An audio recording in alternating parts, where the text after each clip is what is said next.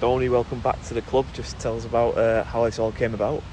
Pretty fast. I had the phone call off Jimmy maybe a couple of weeks ago and touched base, and then got the green light probably end of last week, and it was a quick turnaround from Friday into Monday, and it was back in with the lads on Tuesday. So delighted to be back at the football club under a different capacity, but just can't wait to get going. Yeah, you've been in this week, as you just said. How have you found it so far? Loved it. In Tuesday, obviously, was just testing Tuesday, Wednesday. The balls were out yesterday, but it's just great to be back amongst the lads, some familiar faces and new faces, and it's been a really good productive couple of days.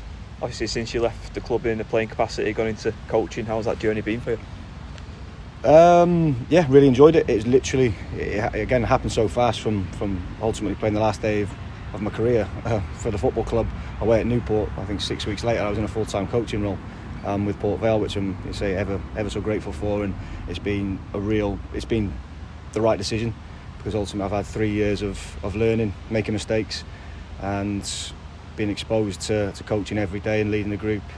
Even though it was the youth team, having the opportunity to step up into an interim head coach role last year, third team coach with the first team.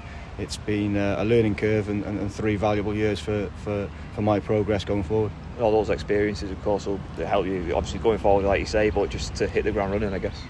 Yeah, I think I've said it before. I think footballers always come out of it and think they can be a coach straight away, and I don't think that's the case. I think you do have to go and make loads of mistakes, and we'll keep doing that, of course. But the development I've had for the last 3 years with Port Vale has been invaluable, and hopefully I can bring some of that experience to Jimmy and the football club now. Obviously, you've been sort of a major player for this football club in the past. You're close to Jimmy. Have you been keeping an eye on his progression and the team's progression in the last couple of years? Oh, without doubt.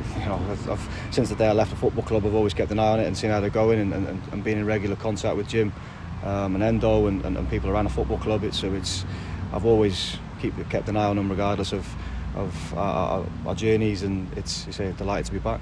Obviously, part of a coaching setup now, which includes Jason Taylor and Josh Lillis as well. So all 3 of you plus Jimmy have a really good affinity with the club. How much can that help you? I think it's valuable. I think we know we're coming into a staff group of people that we've played with, who we care about, and ultimately we're all in the position to get this football club back to where it needs to be. And that dynamic on and off the pitch is only going to help, and if we can bring that together with a real group of talented individuals in the changing rooms, it's only going to be a successful season. A lot of hard work, obviously, it's coming pre-season. How much are you looking forward to getting into the thick of it, into the league season? Yeah, I can't wait for the ball to be out. That's one thing I have missed regarding obviously going into youth team football is the 3-point feeling of that pressure and getting back in front of crowds and real the emotion and the adrenaline and the ups and the downs. I have missed that, so I can't wait for the balls to be out on the training pitch, but for the games to come around as well.